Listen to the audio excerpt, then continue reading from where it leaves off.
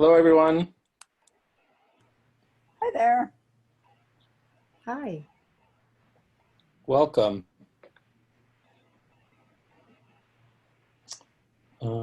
Let's see. Anne, you're muted, and Harriet, you're muted, which is fine for now. I mean, we can say hello.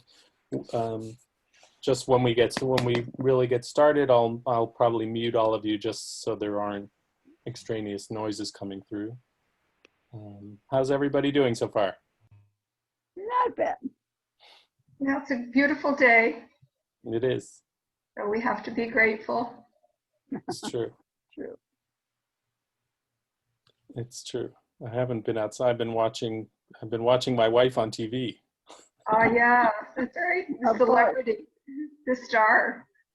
Yeah. Yeah, well, I went to service this morning. Right. I just had to get out for a little walk in between that and this and the next one. So Right. it's a whole different experience this year, isn't it?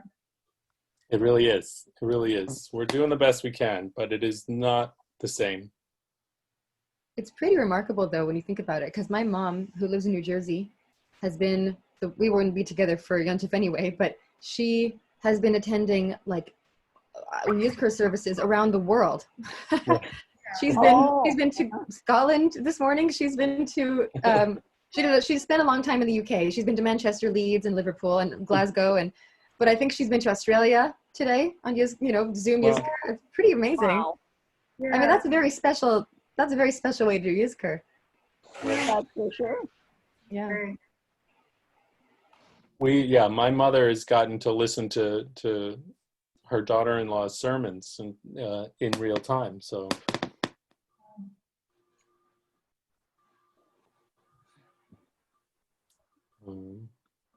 Well, I have one daughter in Winnipeg and one in Vancouver, and we do a lot of Zooming. Sometimes I think I talk to them and see them more than I did before. Because now we have like a regular time, of the week when we get together. So it's nice, and I can see my grandkids that way, but it's nothing like the real thing, like visiting them and all that, but I keep telling my kids that I think Zoom is a lifesaver, but I would really love to see them in 3D. Oh, that's right. Yes. Well, me too, of course. There's nothing like it. Yeah. I'm usually traveling to see them at least a couple times a year, but yeah. Yeah. Okay. All right. Now this session, I don't remember what the scheduling was. So this session's just about an hour, right? Until 2:45, I think. 2:45. Okay, an hour and a bit. So. Okay. Yeah. Knowing me and Miriam, we're going to have a hard time shutting up. So, I don't think we'll have any trouble filling that space. I'm just waiting another minute or two just to see if there are any stragglers coming in. I've got one in the waiting room with a mysterious name, so I'm just waiting to see who that is. And then we can get started.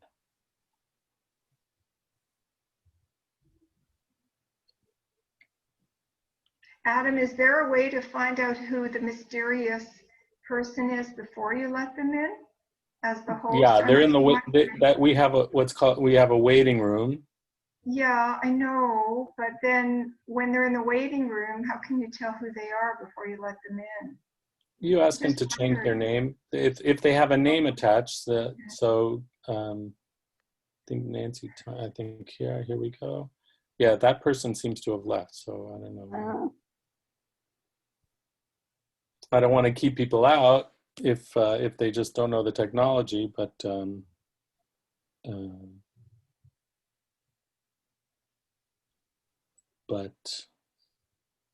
we want to let people in who want to participate with us.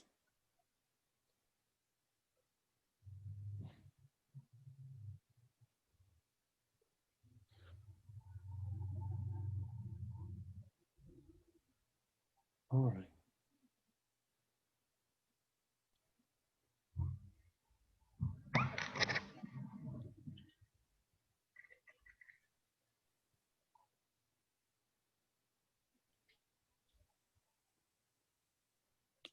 Good. Looks like, who is that? Who's just getting ready to sit down? Yes, it is.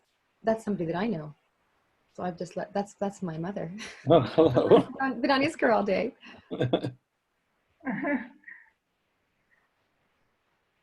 her name isn't Martin, is it? No, no, that's my stepfather's name.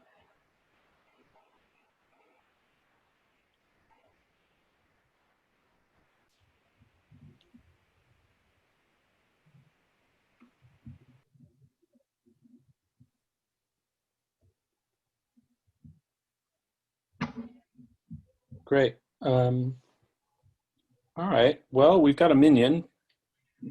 So shall we, oh, but I'm still getting a couple in here every once in a while. Oh, my folks are here too. It's going to be a whole family Great. experience. The more the merrier. It's a poetry minion. It's a poetry minion. Yeah. Absolutely.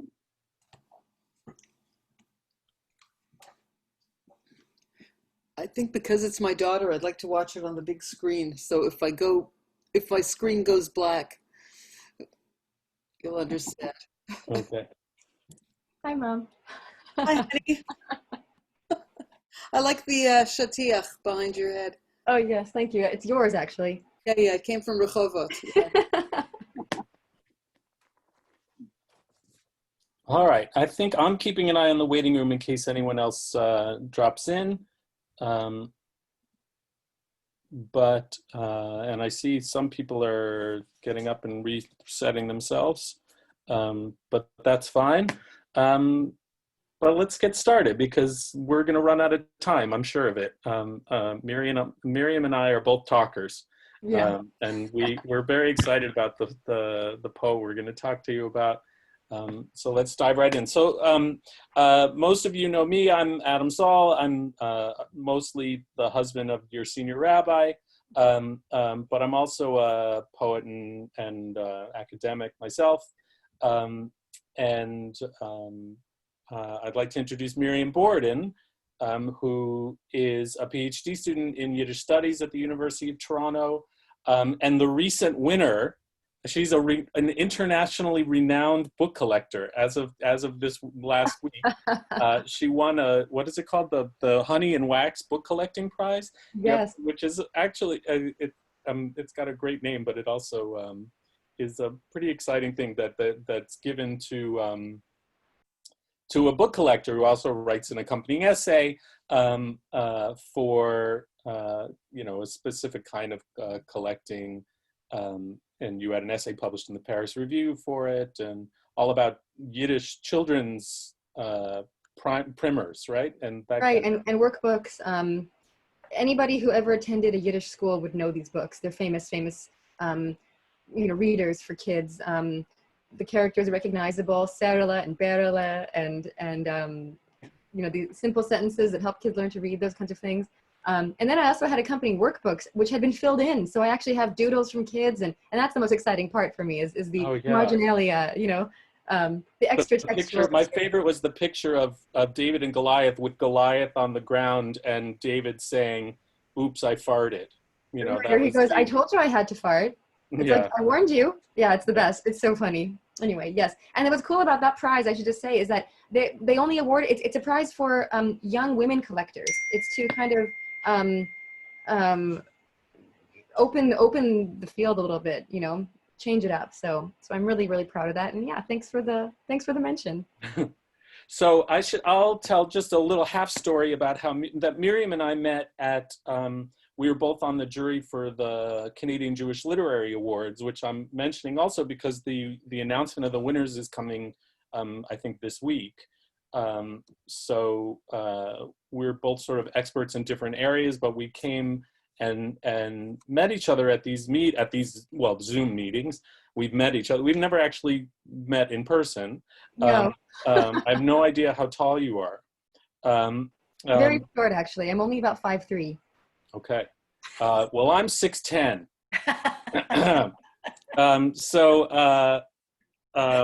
We met during these meetings, and Miriam mentioned that she was working on this poet, Shimon Nepom and sent me a translation or two and wondered if I might apply a poet's touch to the translations. She's the Yiddishist and I'm the poet, and but I want her to tell you about how she encountered Shimon Nepom in the first place.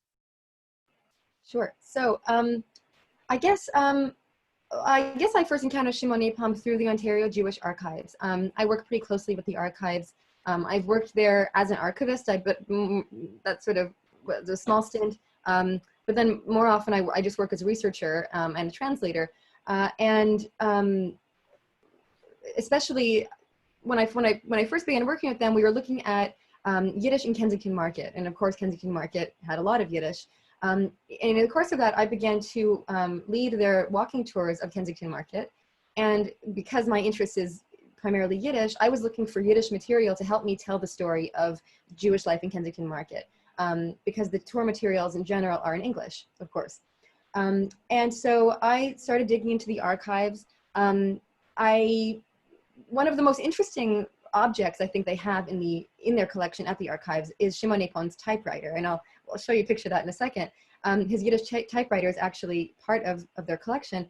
And then let me just actually go in right now and show you what I'm talking about, rather than have you just listen to what I'm talking about. So here we go. This is our presentation for today. Redemption on the Street. This is Shimon Nepom. This is the only photo I've ever seen of him. It comes actually, I think it's from around 1930, although I can't be sure. It comes from the third and final published volume of poetry of his, published in 1939, posthumously. He died in 1939, and we'll get to that in a second as well. In the archives, they also have an unpublished manuscript. Actually, I think there may even be two, maybe just one. This is a photo of it. This is an Instagram post that I did for the archives to sort of get the word out that this exists and people should know about it. This is obviously 1933 and never published. So I guess that's another project for us, Adam. This is what it looks like. It's handwritten. It's a manuscript. He had beautiful penmanship, actually, and you can trust me, not everybody has such beautiful penmanship in Yiddish. And yeah, and here's another post I did on Nepom. People just don't really know, and I think his story is really exciting. I did an exhibition at the Robarts Library at University of Toronto in 2017. It looked sort of like this. In the Yiddish Land post cabinet, so right here on the left, we had his typewriter. It's this beautiful, ironically, it's a Corona brand typewriter. Yeah, this was a portable typewriter, so it actually comes with a case and it all folds into itself in a very neat little package. So that's what they have in the archives. So originally, I mean, a Yiddish typewriter is there aren't many of them actually, around today. So the fact that this existed was really, really interesting to me, and I just really wanted to know what this guy wrote on his typewriter. And so that's how I sort of got into this. What else can I tell you? What else would you like to know? Well, let's show them that he worked on a streetcar. That's the right. The most exciting part is that this is a bust of Shimon Nepom that comes out of this is one of the title pages of his first volume of poetry from 1926. So let's start with this. In addition to being the most well-known of the Toronto Yiddish poets, Shimon Nepom he had a day job, like most of us, and he worked as a TTC streetcar conductor during the Great Depression. On College Street. Yeah, he drove the College Street streetcar. And he wrote about what he saw. He wrote about who he met, and what he observed. And he wrote about his own experience. And that's what is so compelling about, he wrote about much more than that as well, but there's this one sort of, I guess, collection of poems that is really focused on what it is to be a streetcar driver in Yiddish. It's fascinating. We're going to share some of that with you today. I want to say that Shimon Nepom, what really struck me when I started looking into his biography, and there isn't much, is that his life is bracketed by these watershed moments in Jewish history. So he was born in 1882 in Elizabethgrad in Ukraine. 1881, 1882 is this sort of infamous period of pogroms where Jewish property, Jewish life was lost. and was really the impetus for many Jews leaving that part of the world and coming to our part of the world. So he was born in 1882. He died in 1939 on the eve of the Second World War. And so I found this to be very poignant. And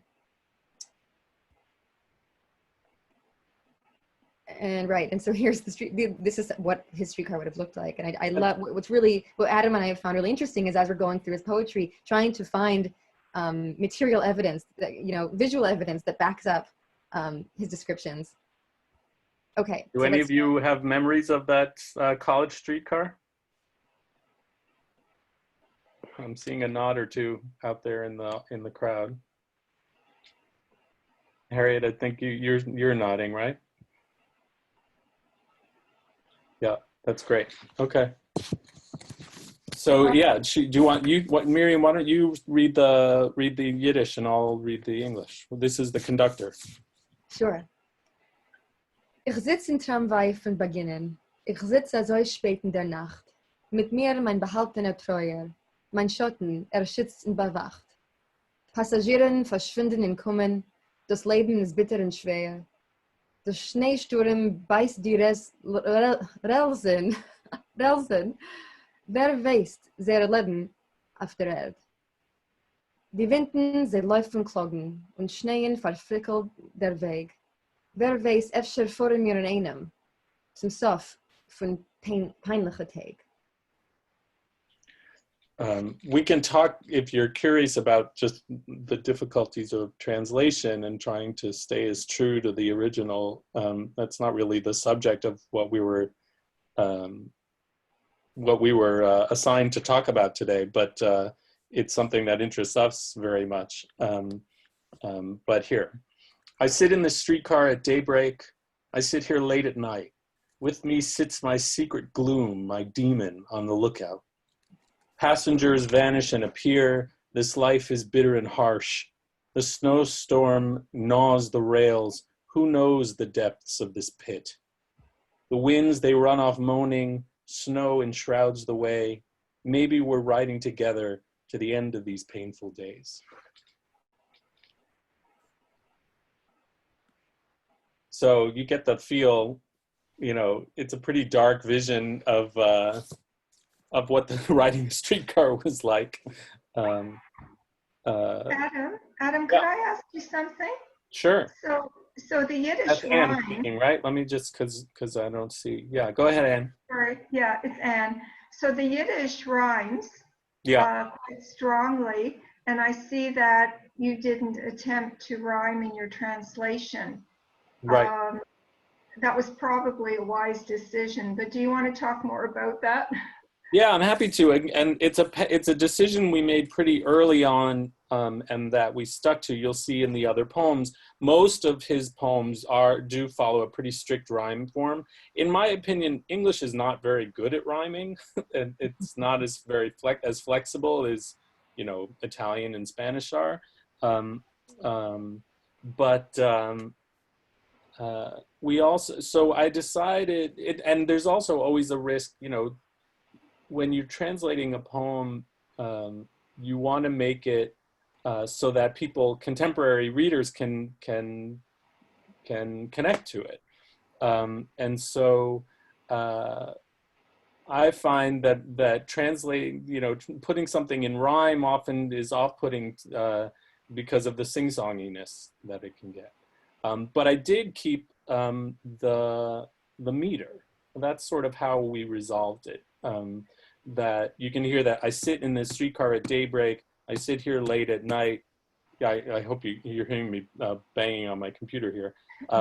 With me sits my secret gloom. So there's 3 beats and then 4 beats and then 3 beats, and I think that's mirrored in the Yiddish as well, right, Miriam? Yeah, sitze in Tramway von Beginnen. Sitze so spät in der Nacht. It's very, very rhythmic. Yeah. And he does keep very strictly to that rhythm, absolutely. What's interesting, and because we've made that decision so early on, like you said, I haven't really thought very much about maybe the reasons behind his rhyming scheme. I'm looking at it now, in fact, looking at it again with fresh eyes, and I'm looking, for example, let's look at just the first stanza. So the last So second line, the fourth line, right? Nacht and Bavacht. So there's an interesting resonance there. Nacht, night, and Bavacht. It's about waiting. Look out, as we took some liberties there, but it's about sort of waiting and guarding. And there's something resonant about night, and it's a time that maybe needs to be guarded. You need guardianship, or waiting through the long night, things like that. Like, I think there actually is something resonant in some of his word choices. The second stanza too, the second and fourth lines, schwer and dread. That's interesting too. Dread is sort of one of these very almost untranslatable kind of expressions in Yiddish. It can mean hell. It can mean, in the ground, meaning, gesturing toward death. So schwer, dread, schwer meaning hard or difficult. There's also some resonance there. And I think, I wonder if we spend more time, Adam, with these poems, how much more of this we might find. Yeah. Yeah. So if you don't mind, I have one more question and then I'll Sure, go ahead. be quiet. In the poems that you discovered, Miriam, I don't know how to quite say this. How much of the Yiddish was influenced or affected by English? In other words, how pure was the Yiddish? It's a great question. We need the advertisement poem for that one. Yeah, we'll get there. You'll see. It's a perfect segue, actually. It is actually. Yeah. Is that? Let's see if that's what. I hope that's what comes up next. I think it is. Thank you. Oh, no, the mother one is next, but we were going to skip that one anyway. Let's skip it. Here we go. So I just want to say before we go into this, so and just to answer quickly, I would say that his poetry reflects, it contains the amount of Yiddish you might expect for somebody living in an English sort of milieu. And I think it depends what he's talking about. He doesn't use English willy-nilly. It depends what he's talking about. So for example, there's another poem, which I don't think we're sharing today, called The Punch Clock, which is called Der Punchsäger, right? And so he's using it where it's necessary to convey, like, what is the punch clock? I guess for him, it's this very, North American capitalist kind of thing that, maybe translating into Yiddish doesn't really quite convey what it really is. And so I think that he made choices like that. I think where it really mattered, he conveyed what he needed to convey in English. But it's definitely not all the time. So in that sense, I would say he was very much a Yiddish poet, working in Yiddish for Yiddish audiences. I know that he would often give readings at the Labor Lyceum at the corner of Dundas or not quite Dundas, but what is it, St. Andrew and Spadina. And people would go and hear him read. So he was obviously working with Yiddish, within Yiddish, for Yiddish speakers, and he's very much a Yiddish poet for that reason. Maybe I'll read the first two stanzas of Streetcar Advertisements, and then you can read the Yiddish version. Sure. Okay. Screeching posters dangle off the vents of every streetcar wall. Maple syrup, Heinz spaghetti, spearmint gum, and hand cream. Banks urge us to save our cash, patent pills, orange soap, little blue shoes for feminine feet, remedies for men's complaints. Hängen schreiende Geschilden in Tramway auf alle Wand. Maple-Zucker, Heinz-Spaghetti, Spearmint Gum und Creme für die Hand. Rufen, Banken, Dollar sparen, Pettenpillen, Orangesaft, schichtlich Bläu für Damen fisslich, Medizin für Männerkraft. You keep going, Miriam, and then I'll read the other two. Ford und Cadillac, Maschinen, Diamantringen, Gret gepresst, Sägers, Blumen, Restauranten, und ein Kasten für ein Mais. Läuft Tramway auf alle Gassen. Nein, kein Ausweg ist nicht da. Kalt der Teut kuscht alle Scheiben. Heint bin ich, und morgen du. So in English, Ford and Cadillac automobiles, diamond rings, laundry pressed, watches, flowers, restaurants, even a casket for the dead. Float off, streetcar, everywhere.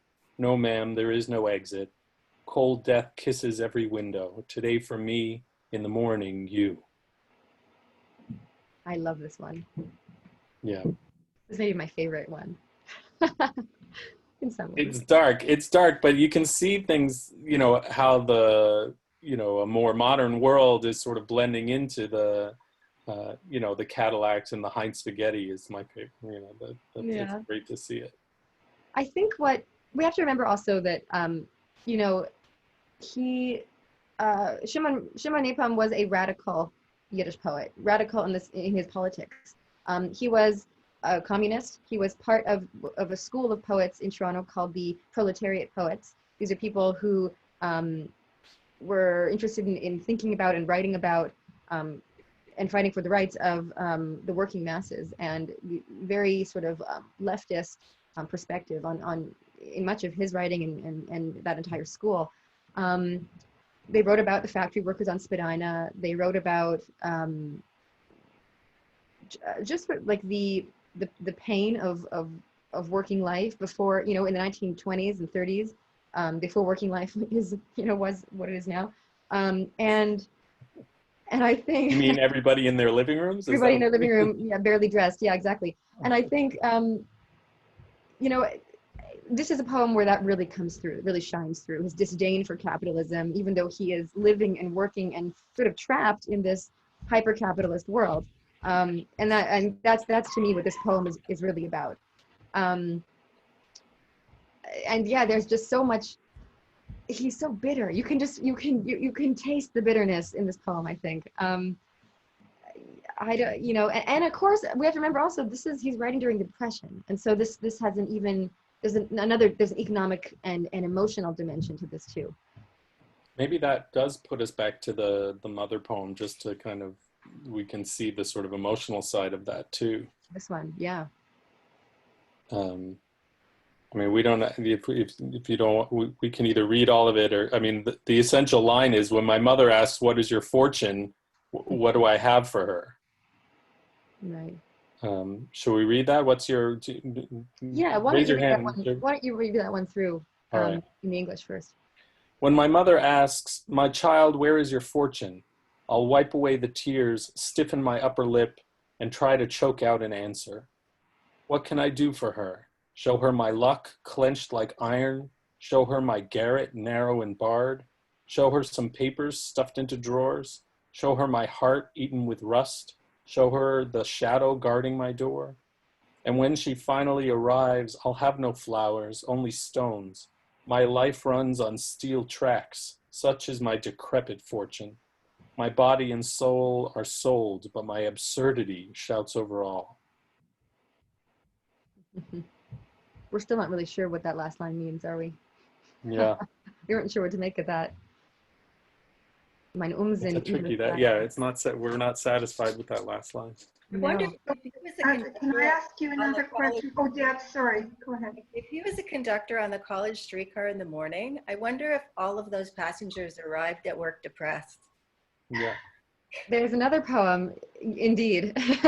And there's another poem where he talks, it's about the passengers, and it's about how oppressed and weary and worn and gray, even young girls look like gray old women. That's what he says. And there's no color at all. You know, it's a poem that's black and white and gray, and worn so thin. You know, that's sort of how he described these people. They're rushed and they're harried and they're nobody's smiling. So yeah, I think he did see a lot of that. Well, and we know what Toronto looks like in March. Yeah. You would think, like in the first poem, when the first line, I think, is about daybreak, and you would think there would be something about like daybreak and a new day coming, and you know, people having the anticipation of the new day. But he's very, very dark. Yeah. You know what his life? But wait. There is going to be a little Mepento at the end of it, because he did see some signs of hope. I mean, we deliberately picked these poems to start with because they're kind of revealing of the darkest side of what he was seeing. Right. But there is going to be a little bit of, you know, there are pathways towards redemption. I mean, I think there's sort of two in what we're presenting today. So you will see a little bit. There will be a little bit. And you have your hand up.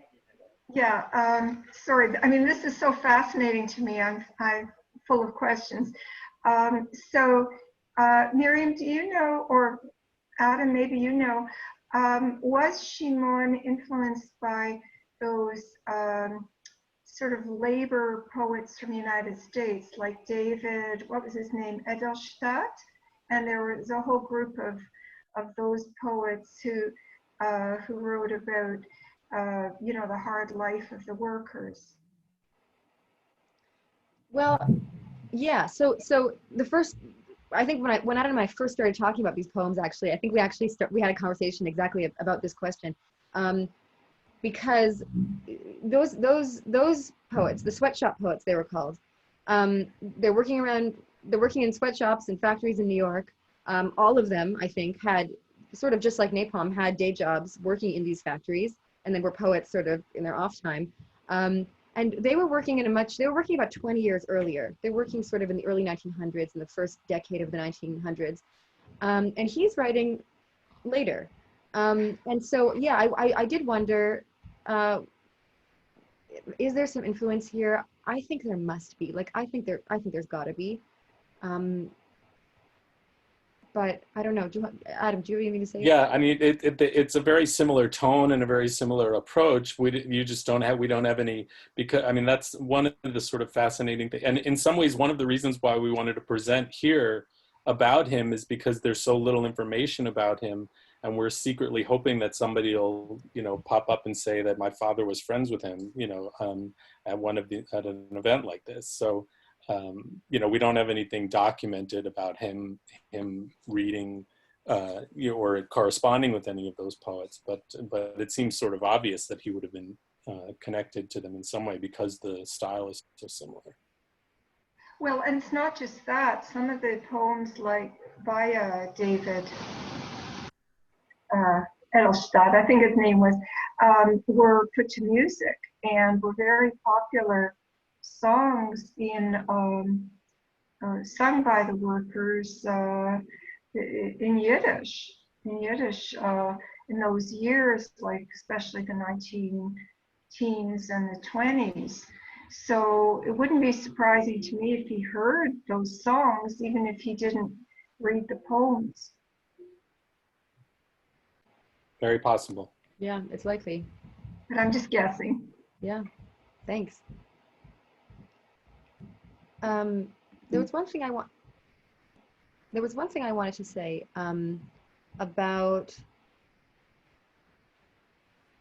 all the poems we've seen so far, actually. Another thing that really jumped out at me, and this is why I think I reached out to Adam and said, please help me make these into more than just translations of poems. Let's make these into poems. They deserve to be poems. The imagery is not, you know, obscure. There's not dense metaphor or anything like that. Maybe we could think about maybe the ways in which there is metaphor, but in general, these are pretty straightforward poems. But what really jumped out at me was the imagery that he does use. The imagery is, he paints this really vivid picture of the kind of the urban landscape and the soundscape, right? He talks in other poems about, you know, the grind of the metal wheels on the rails, and what that sounds like. He talks about the clanging of the streetcar bell. So it's this noisy,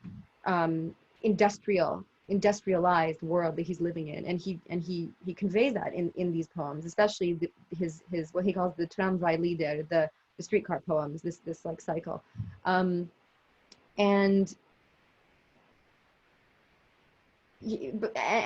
addition, I think he has this interesting juxtaposition of this hyper-industrialized, like automated world. There's one poem that he talks about sitting in the automated car, just sort of doing nothing. I think it's resigned. He says, I sit in the automated car, resigned, right? So he almost doesn't, with technology, you know, moving along as it was, there was less and less for him to actually do. And I think it's interesting to think about this, even in the 1930s, he feels this way, right? And at the same time, he talks about the sound of the conductor's voice calling out the stop. So I think he's also observing this interesting interplay, you know, between kind of the natural world, nature, and human communication, things like that, and then this hyper automation that's happening so rapidly around him, and that jumped out at me as well. Are we ready for the next poem? Yeah, maybe we should start giving little signs of hope. Okay. Um, So here we have a bright ray of light. do you want to start with this one, or how do you want to do it, Miriam? Sure. Let's do, I will do, it's a long one. Should I read it all the way through? As you wish. I don't know how many of you. I mean, it's nice to hear some of the Yiddish, and I don't know if it has meaning to more of you than not. If you're hearing it, if you're understanding it, then you would appreciate the full read, I would imagine. Let me do the first few stanzas at least. So yeah, okay, good. Anne is definitely one. Okay, thumbs up for me. Okay, great. Ich lauf durch Gassen auf Tramwaien, führe die Massen zu die Sorry. Ich lauf durch Gassen auf Tramwaien, führe die Massen zu die Schepper alle Tag, willen Glecker uns verschreien, und es weint in Herzen als Akklag. Mein Motormann errechnet die Sekunden, führt das Schlacht und schneidet sich durch den Weg. Und ich bin auch versklavt, schon 18, keilig dicke Jahr, alle Tag mit alle Tag mit Platernisch und Schreck. Here, I'll take over for a minute. Go ahead. I float through the streets on the tram, ferry the masses each day to their shops. Their crying lament hurts the heart, but the clanging bell wants to deafen us. My motorman counts each second, leads the charge, the advance guard, and I am enslaved here these 18 years, each day full of confusion and horror. So much worry, so many accidents, such a battle with blaze and hate, all for him, satisfied and fat, the rich, distracted master. Okay, so that's about that. You can see the similar tone so far, but here comes the turn. Some sort of celebration approaches, a demonstration advancing, spreading, with hungry, jobless strides, red flags fluttering with delight. My streetcar glides along the tracks. The day is coated in frost. My heart sings its freedom songs. The sun ablaze begins the thaw. I love this. I love the journey he takes us on. In one page, 5 short stanzas, you go from total darkness, a clanging bell that's threatening to deafen everybody, to a sun that's beginning to thaw. And I think it's a beautiful kind of journey. Miriam, can you give us that last stanza in Yiddish? Mein Tramway glitscht sich auf die Relsen. Der Tag ist ungesappt mit Frost. Mein Herz, es singt die Freiheit-Lieder. Die Sonne hat flammig sich zerlost. It's beautiful. I also love die Sonne hat flammig sich zerlost. The sun flamingly begins to thaw. It's really hard to translate that, but the sun is ablaze is a good word. The sun is, aflame. Anne, did you have a question there? I see your hand is up. Yeah, another one. So I'm confused because in those days with the streetcars, was one man, I'm saying a man, a driver, and the other the conductor. Yeah. And was Shimon the conductor who went and he took the tickets and that sort of thing? Like, he wasn't the driver, right? Right. That's why he's talking about his motorman as the driver. He's the one, more like the one taking the tickets, and he mentions that a number of times. So, that's the only way we know that. But that seems to be what he was. So maybe that the being in that role allowed him to be more observant of the people who were in the streetcar and even the posters or the landscape outside. I mean, if he were driving, presumably he wouldn't be able to do all that. You'd have to concentrate. Yeah. On the other hand, maybe it was pretty boring sometimes. And cold. Those old streetcars were cold. Mm-hmm. Yeah. And hot in summer, cold in winter. Right. So we do get this sign of hope, and I mean, it's a workers, it's a communist vision, you know, of demonstration and even the red flags. I mean, which to our contemporary ears, you know, gives you a little bit of the willies, you know, but knowing, you know, what that led to, but there's that sort of hope that enough people will get together and you know, make change, that that His Heart is going to sing a freedom song at the end of this one. I think the next one we have is similar to that in tone too, right? One thing I want to say is that, you know, he's stuck in the streetcar while he's watching this celebration happening outside. And I get this sense from him that he really, poor Shimon Nepom, you know, he really wanted to be out there flying a red flag. And instead he was trapped doing this mundane work that only contributed to the capitalist machine, right? Sending people to work in the factories where they're going to sell their wares and, you know, and so on. And I really get the sense that he just felt he wanted to be part of that action and he couldn't be. And I also feel so bad for him that a guy like this was, you know, in Canada where I'm just imagining, he knew what was going on in the Soviet Union in the 1930s. He wanted to be part of that for sure. Not that there wasn't, you know, activity here, of course there was, but it paled in comparison to what was happening, of course, in the Soviet Union, right? And so I think, I just get the sense that he feels so left out, you know? Yeah. Good. This is an Oh, early this is the song. yeah. Okay. Do you want to talk about this one? Yeah, or no, you go ahead and start, and I'll. This is a very different kind of a poem, and it is earlier. I think this is either from his I forget now. It's either from his first or second volume, but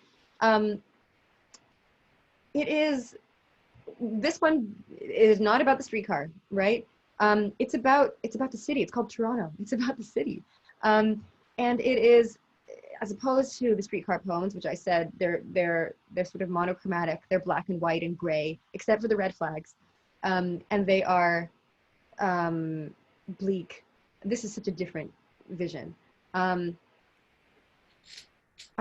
wish I could tell you I knew when he started working at this, you know, with the GTC, and maybe that shaped his poetry, but I don't even know. I know that he came to Canada in 1908. I'm not even sure if he came straight to Toronto. Like many people, he may have actually gone to Montreal first. I don't actually know the answer to that. But he did come to Canada in 1908. He was 26 years old. And by 1916, he was writing almost weekly for the Montreal Yiddish newspaper, Der Canada Odler. And at some point, again, the information, the history is missing, but at some point he also began to write his own poetry, and he came to Toronto eventually, I guess, and started working, you know, with streetcars. But this is definitely, it's a younger Nepom. Maybe that has something to do with it, but yeah. How do you want to do this one? Yeah, I don't know. Would you want to start? Yeah, sure. Badir zu Fußens, is that a zu Fußens? Okay, Badir zu Fußens schrammt der Bloy Ontario Lake. Verflochten wie mit Bräun und grüne Zepp.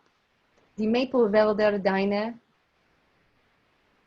und Gärtner voll mit Grünzeug und mit Obst. Es gießt der Nektar, azoi milchig weiß, und heuch von Freud sich heuben deine Brust. At your feet, the Ontario Blue Lake wavers with braids of brown and green. Your wild maple woods, gardens ripe with greenery and fruit, nectar streams milk white, and your breasts raised high in delight. Nimmst du deine weiße Silberhand entgegen Sonnenlicht und lachst rein in Luft dein junge Fried, schönste Stadt von Kanada Stadt. Der Heubener doch thronlose Getronte, zu Funds strammt bei dir der Bloyer Lake, schöne Stadt Toronto. You spread your silver white arms against the sunlight, and you sass the air in your exuberance. Beautiful young city, among Canadian cities elevated without a throne. At your feet, the Ontario Blue Lake wavers, beautiful city, Toronto. Beginnen spielst du sich in Blumenspiel, auf farbig sanfte Beeten, auf schnirrlich zulässt du die weiße, zitterdicke Toyperl von Misrach laufen an die Windlach. Die Stifferkäse, du atmest mit süßen Heiduft, was schickert an die Luft. Auf grüne Spitzenberg, junge Wäldlach singen dir das Lied, das allbekannte, schöne Stadt Toronto. You play out the dawn in a display of flowers, with softly changing colors. You string the quivering white dew pearls to wear. Breezes swell in the east, the scamps. You breathe their hay-sweet scent that intoxicates the air. On green mountain tops, young groves sing to you this all-familiar song, beautiful city, Toronto. It's been a long time since anyone wrote a nice poem about Toronto in this way, I think. I read a lot of Toronto poetry, but it's not, very few of them are this sort of loving these days. I stumble on the language because this is a lot harder to read. It's a much more structured poem. You know, the rhythm is not here, and so he's definitely trying it. This is earlier, remember, and he was obviously trying a different kind of a thing until he moved to that much more structured format, right? And yet he's thrown in some English words in the Yiddish. Right. Yeah, right, exactly. Well, you know, on der Bloy Ontario Lake, the Maple Velde Dine. I'm pretty sure maple is not how you say maple in Yiddish. If there's a word, it's not maple. And lake, how do you say lake in Yiddish? That's not Yiddish. Ozera. Yeah, exactly. And Ozera is a lake. Exactly, right. So, yeah. I think he's somewhere in the middle, somewhere in between reflecting what he sees around him as he sees it, and internalizing what he sees around him, you know, and putting something else out there. We should also talk about that elevated without a throne line, yeah, you know, because there's something, I mean, just connecting it back to the socialist paradise that he has in mind, part of what makes Toronto beautiful to him is the idea that it's elevated without having to actually deal with the king. You know, that's part of its attraction. I think it's a beautiful line. Yeah, and This also must have been a day off. What's that? He must have had a day off for this poem. Well, it's like a love poem to Yes. city. It's like the city is a woman that he's in love with. Yeah, and those first two stanzas especially have a lot of even, you know, mildly suggestive in a romantic way, you know. Or in love with, one or the other. but also little like, of both. I think it struck me as sort of in like a classical kind of way. Yes, it's very romantic with a capital R. Yeah, exactly. Right. And I don't know that the Toronto that I know is sort of the opposite of that. It's this modern city. He calls it. He says it's a beautiful young city. It's modern. You know, I grew up in New Jersey and New York. Toronto's not that, you know. And so I think I love his perspective here. I love it.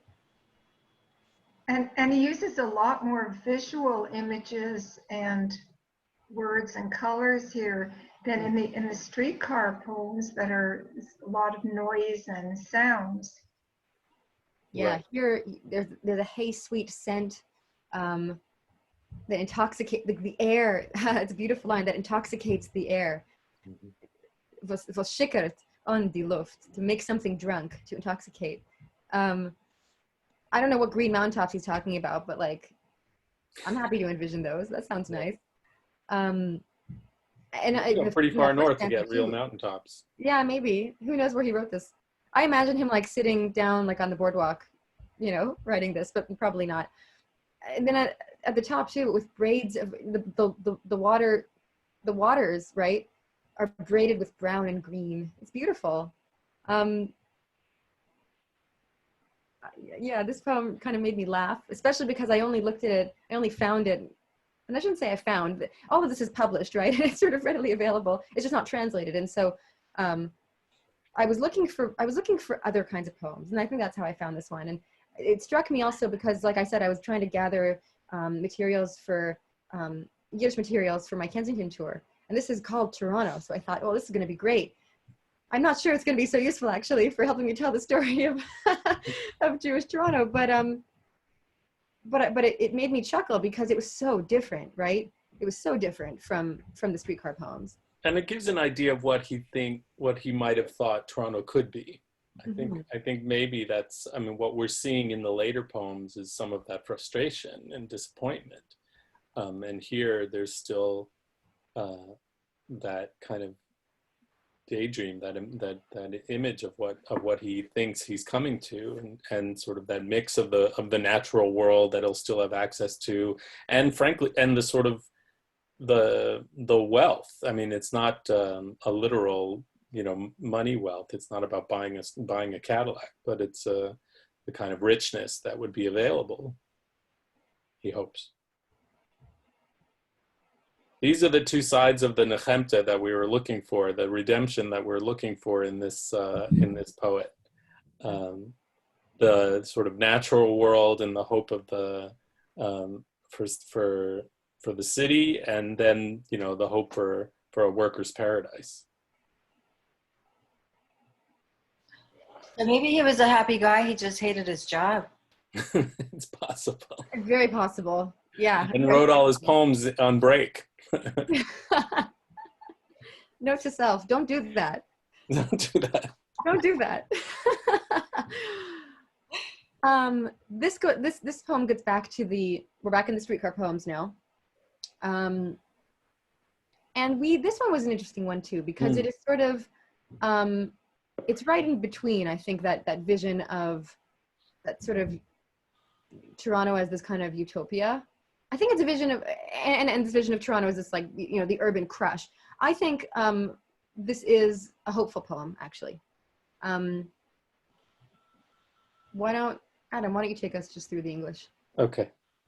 Yeah, this is actually, I mean, even the Streetcar Ads one might be the most charming one, but in some ways, as a contemporary poet, this is the one that most interests me with its complexity. The frost, it burns, as on the car some hands are intertwined. The noise and clang overflows and slashes through the air. A stranger's eyes stare down dazed upon her folded hands. The car limps packed on the white track while the frost cuts and burns. The great big world rushes grasping, hand over hand over hand. Who knows how anyone finds their way here from which forsaken land? Is it pain and joy sitting together, glutted and feeling the pinch? The frigid frost, our vision dazzled, the sky red in the west.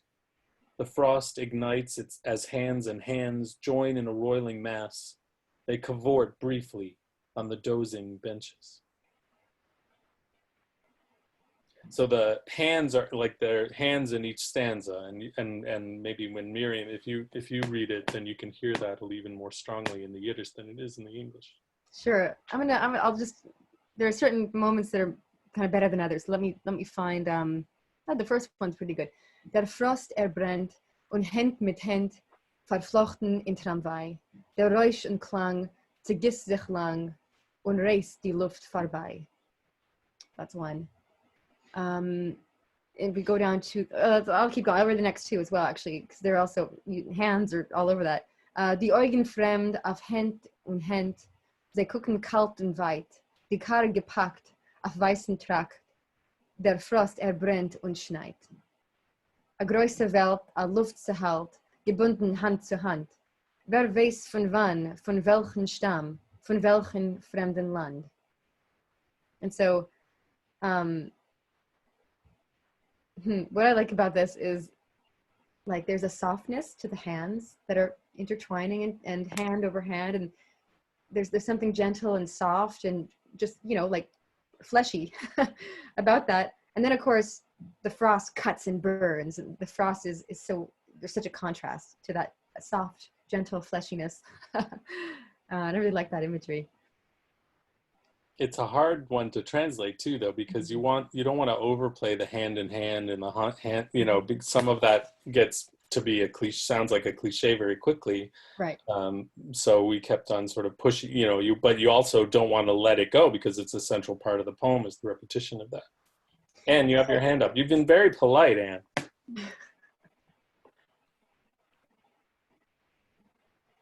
Are you on mute? You're not, you're muted still. You're muted, Anne. My hand wasn't up, but of course I have some questions. Oh, okay. Go ahead. It seems to me, I like the imagery here, the personification in that second verse. The car limps. That's what came at me right away. I mean, I like the repetition and all that too, but just the fact that this streetcar is overloaded, packed, and is limping along from stop to stop. I don't know why. It just was very strong for me. I also like the way you have to sort of think about there are several different pairs and maybe more than pairs of hands throughout each stanza, and it's what are the hands doing in each instance? They're doing something different every time, right? And sometimes it's a loving, you know, entwinement, and sometimes I'm wondering, you know, for example, the third stanza, the great big world rushes grasping hand over hand over hand. That doesn't sound very loving to me. That sounds much more, exactly, right. It feels competitive, and it feels just, you know, exactly that, grasping. A capitalist nightmare. Exactly, right. And who knows how anyone finds their way here. It's also, you know, the hands on the pole. You're standing on. Right. Yeah, and in the Yiddish it's gebunden, you know, so it's like bound together, right? It's not just a gentle hand over hand. It's like tough. Right. But even being bound in Yiddish especially has a kind of a double meaning, right? Bound against your will, but also bound together in unity and brotherhood. That's a very common kind of expression, especially in this period, especially in Yiddish, right? So yeah, I think I think both of these are true at the same time in this poem. And then of course we get the sky red in the west. It's not. I don't think it's just a sunset. I don't think a sunset is ever just a sunset for Shimon Nepom. We want it to be red, right? So Adam, when you were reading that last verse, I don't know if I heard you right. Did you say a rolling mass or a roiling mass? Oh, I might have said roiling either way, but it should have been rolling. But roiling, actually, I don't know. We have to look at it again. I mean, some of the power in the last line is that those hands are now working together to make something, you know, make a better world. Maybe, yeah. So that's verbinden und gedräng. What does gedräng mean, Miriam? It's is that like joint? It's the sense of sort of chaos, like a sense of like busyness. Rolling mass or roiling mass, whatever we decide to make it, we took some liberties there. But because it's really hard. Yiddish does this thing, German does it too. The language, there's a tendency to make nouns into like adjectives and adjectives into nouns. And it's really, we don't do that in English, not in quite the same way. And it becomes really, really hard. Translation is not easy. Translation in any language is not easy. Yiddish presents particular challenges. And I think, yeah, this is one of them. But what I really like about this also is that when it ends, like all of this whole, he's painted a picture of the entire world here. And at the end, we're still just on the streetcar, right? This is just what he's observed on the streetcar. And I think that's really beautiful. These brief. Every streetcar is a little world. Right. What were you going to say? Yeah, just these brief sort of ways of connecting that, you know, I mean, the difference here, you know, that the hands have each other is in the second stanza, it seems pretty clear that her hands are just her own in that second stanza. And so they might be tender, but they're lonely. And by the end, there is a kind of, you know, shared experience there that's hope, that gives a little sign of hope. Yeah. Yes. Okay, so when I used to read Yiddish and I don't remember any punctuation or very little. And so did you add the punctuation, Miriam, or did Adam, or did you consult, or was the punctuation there? Because I really don't remember much punctuation in Yiddish. That is a great question. I believe this is straight from the published editions that I found these in. There are definitely question marks and there are commas and periods, yeah. And then I guess that begs the question of whether that's Nepom's own initiative or whether that's the publisher. You know, we'll never know. I don't think we'll ever know the answer to that. And of course, there were times when it was harder to sense, you know, because the English expectation is that it'll be more strictly punctuated, you know, so it was. There were some times when we were trying to find out where the sentence really ended, or where, you know, do we really need a semicolon here? You know, is that, you know, which nobody wants. Nobody wants any semicolons. I'm partial to the semicolon. I mean, because I have a poet friend and she agonizes over every comma, period, dash, you name it, space, line break, everything. For sure. Yeah. Do we have one more? Do you have? I don't have one more. No, that's the end. We've done the punch clock, but we don't have that one here. Part of the fun for us at this stage, everybody, is that Miriam and I are really just getting started. We've been working on this for a few months and have gotten eight poems or so, and we're sort of reporting on our progress so far, and there's still a lot more to do. So can we go back to that last poem? Sure. This one. So the very last line, I'm wondering about, did you have a thought on that, Adam, about why it's on the dozing benches?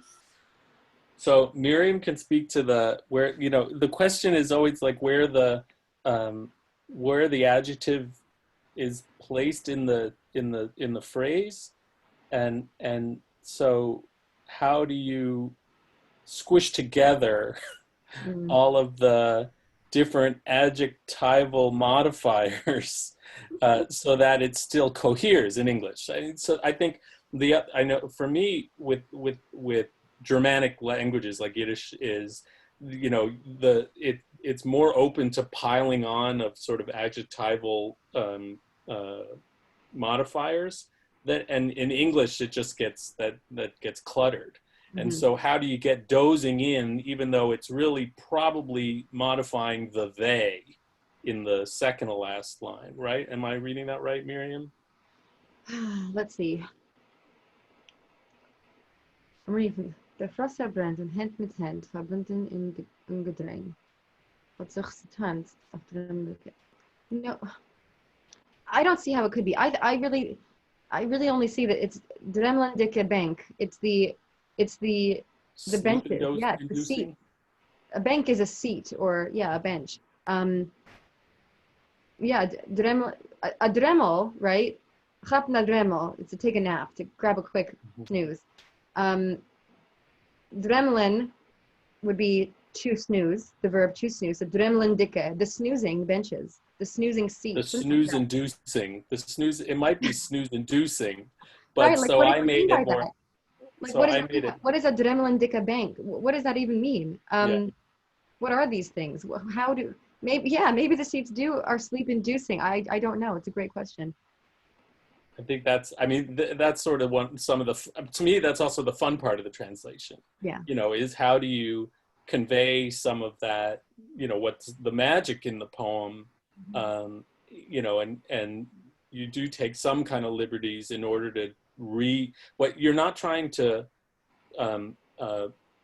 do an immediate snapshot of the poem. You're trying to translate it. You're trying to make this something that evokes the same response, but in the English. So it's not the same thing. You know what I mean? That's what's tricky. In the English and in the Yiddish, then it's a bit of a turn and a bit of a surprise at the end, because we've got the rest of it is this really noisy, crowded, cold streetcar. Yeah. And then to think about somebody falling asleep in the middle of that is a little counterintuitive. But then I be pretty tired. You see it all the time on the subway, I guess. It's true. It's true. It's not that different. Like 100 years later, Right. Other than the pandemic.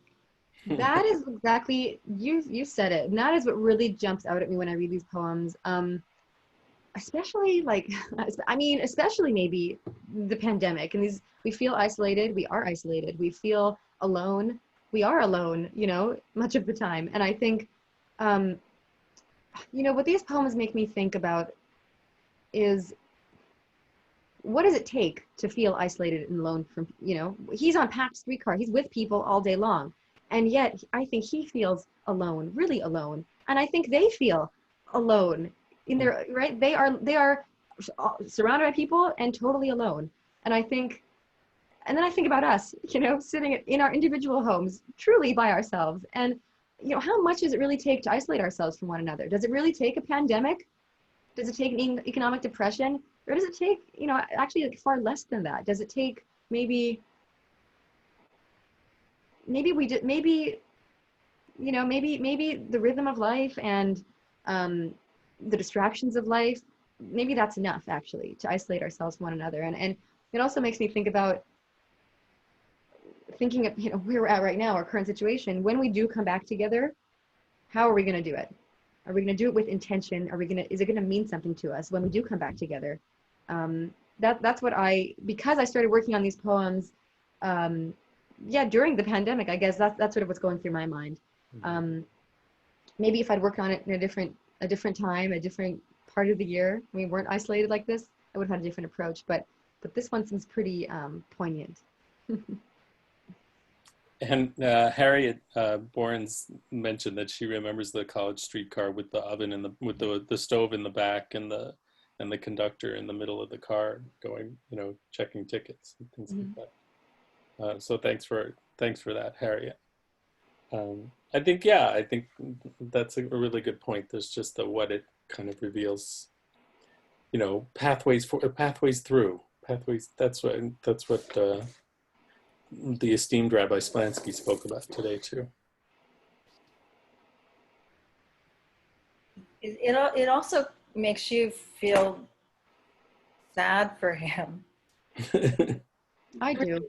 Because he's dead now, and his life was so short, and all of our lives are so short, and it's like Miriam said, like focusing on your intention. Like, we have a choice every day if we're going to be happy about the sunrise or if we're going to be, complaining about the cold. Right.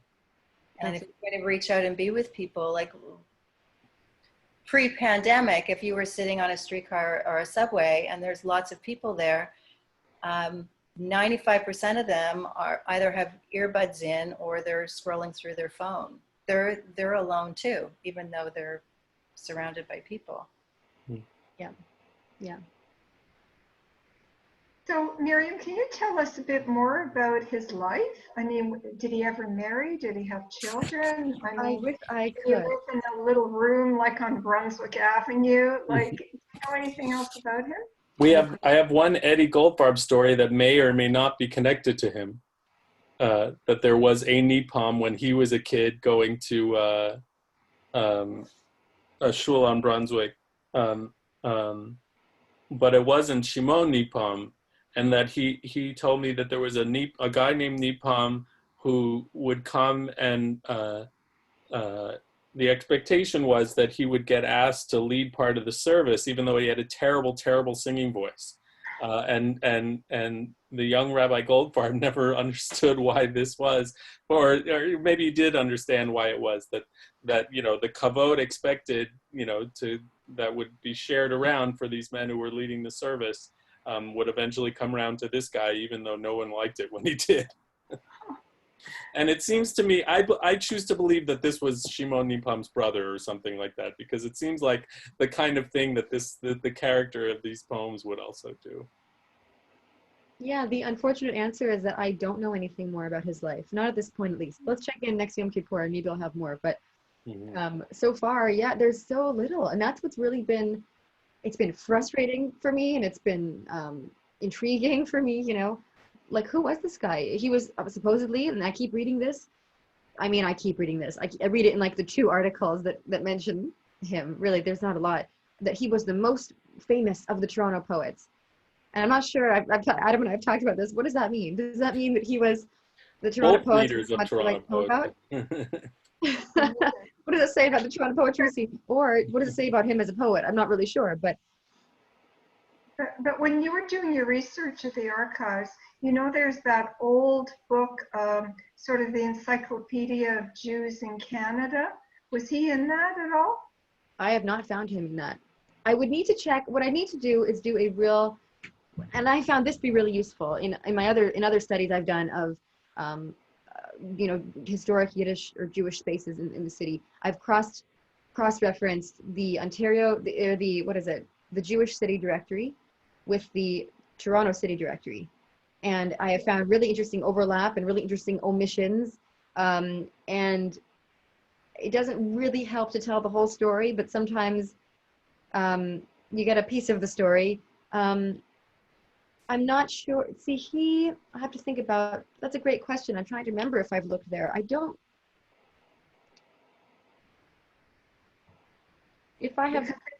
They've got some people that, you know, you wouldn't, not the famous people, but it was quite thorough for its time, that book. Yeah, that's really a good point. At the archives. Yeah, I suppose we could, I suppose what we would find out is where he lived. That's probably the best we could do, if he's in there at all. And I honestly cannot remember if I've seen his name in there. I don't know. Because if and when your book is published, it might be nice to have a little biography about him. What I'll do is, I'm going to look it up right now. Why not? Because I really can't remember. This is really bothering me now. It was really great to hear you reading in the Yiddish, Miriam. Really. Oh, thank you. Yeah. I think it's important. I mean, you get a sense of the musicality of the words that he wrote, right? There's a different musicality in English, right? But I think that it's important to have them both there, I think. So I'm glad you. And I like how Adam captured that music and made it jump into the 21st century.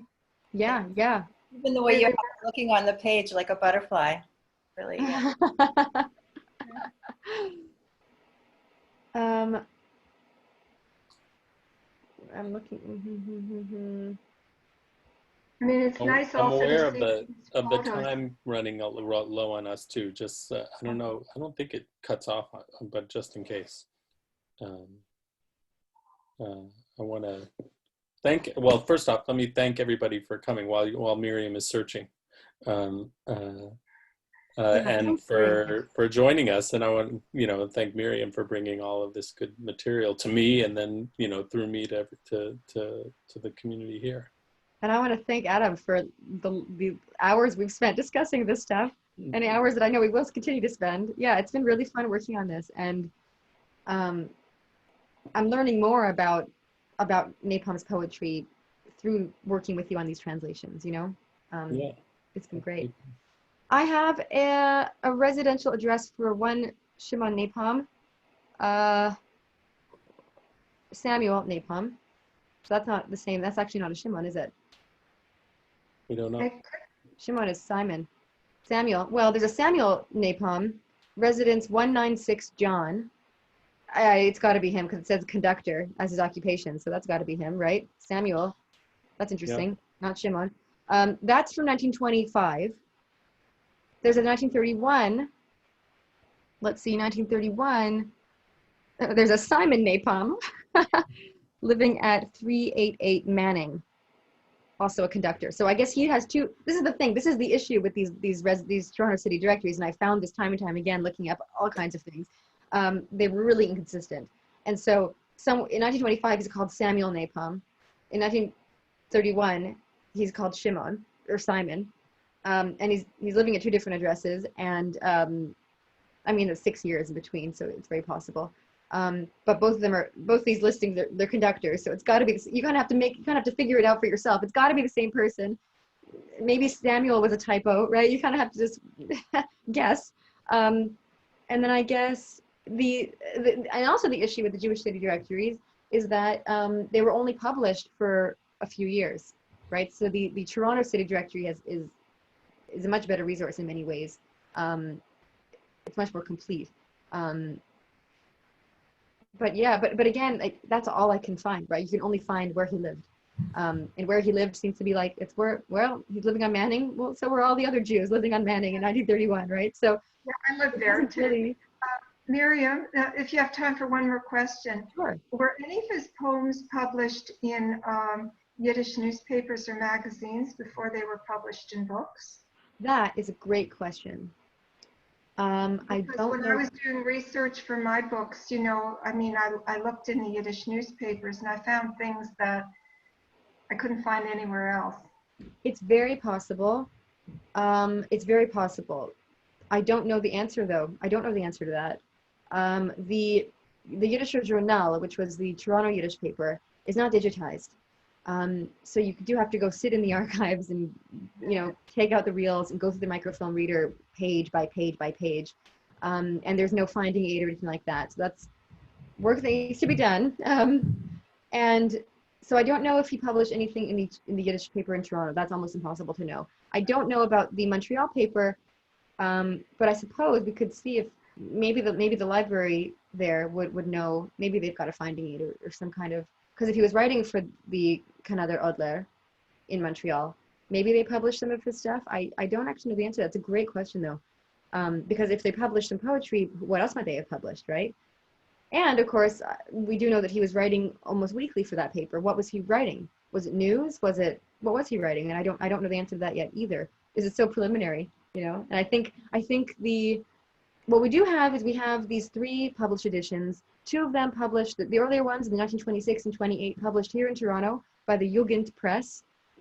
And then the last one published by the Shimon Nepom Book Komitet, the Shimon Nepom Book Committee, after his death. So, and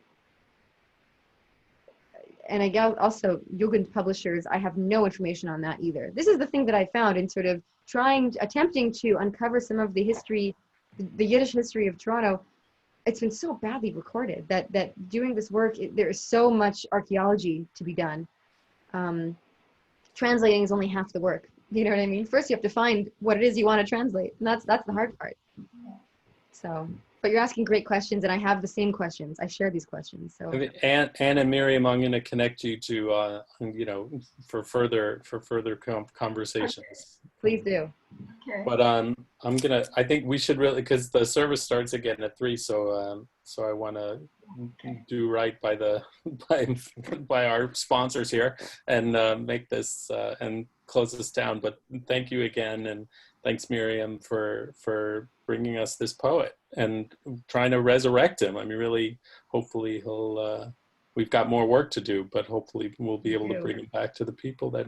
Thanks for being a great partner too. And thank you all for joining us. Thank you for spending this hour with us on Yom Kippur. I really hope you enjoyed.